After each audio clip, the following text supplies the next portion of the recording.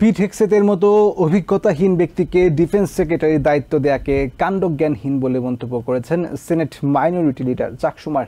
মঙ্গলবার এক সংবাদ সম্মেলনে তিনি এই মন্তব্য করেন। ডেমোক্রেটিক সেনেটর জ্যাক রিডের আশঙ্কা, হেগসেথ সামরিক বাহিনীকে রাজনৈতিক হাতিয়ার হিসেবে ব্যবহার করবেন। নবনির্বাচিত প্রেসিডেন্ট বিতর্কিত ব্যক্তিদের মনোনয়ন দিয়ে প্রশাসনকে জনগণের কাছ থেকে দূরে রাখতে চান বলে অভিযোগ করেন সেনেটর অ্যামি ক্লোবুশার। ডিফেন্স সেক্রেটারি পদে নবনির্বাচিত প্রেসিডেন্ট ডোনাল্ড ট্রাম্প মনোনীত সাবেক সামরিক কর্মকর্তা পিট হেগসেথ সেনেট শুনানিতে কোনো প্রশ্নেরই সঠিক জবাব দিতে পারেননি বলে জানান সেনেট মাইনরিটি লিডার চাক শুমার। তিনি বলেন, কোনো ধরনের পূর্ব অভিজ্ঞতা ছাড়াই পেন্টাগনের দায়িত্ব পেতে যাচ্ছেন হেগসেথ। আর্থিক অনিয়ম এবং অদক্ষ ব্যবস্থাপনার দায় নিয়ে ডিফেন্স সেক্রেটারির দায়িত্ব কিভাবে সামলাবেন হেগসেথ এমন প্রশ্নের সদুত্তর দিতে পারেনি বলে দাবি করেন সেনেটর শুমার। অভিজ্ঞতা, যোগ্যতা সহ সব ধরনের বিবেচনায় হেগসেথ পিছিয়ে আছেন এবং তার হাতে পেন্টাগনের দায়িত্ব তুলে দেওয়াকে কাণ্ডজ্ঞানহীন সিদ্ধান্ত বলেও মনে করেন শুমার।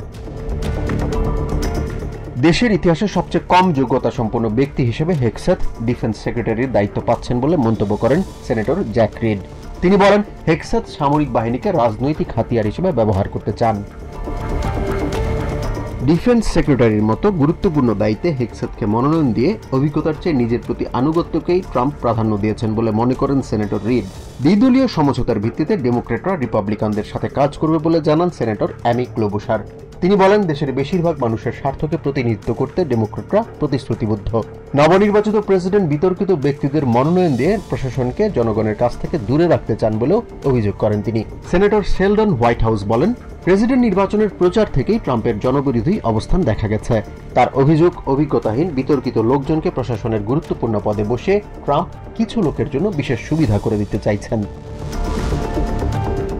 ডিফেন্স সেক্রেটারি পদে হেগসেথের মতো ব্যক্তির মনোনয়নে দেশের নিরাপত্তা প্রশ্নের মুখে পড়বে বলেও আশঙ্কা জানান senator White House. Jahan Mithun, TVN 24 news desk.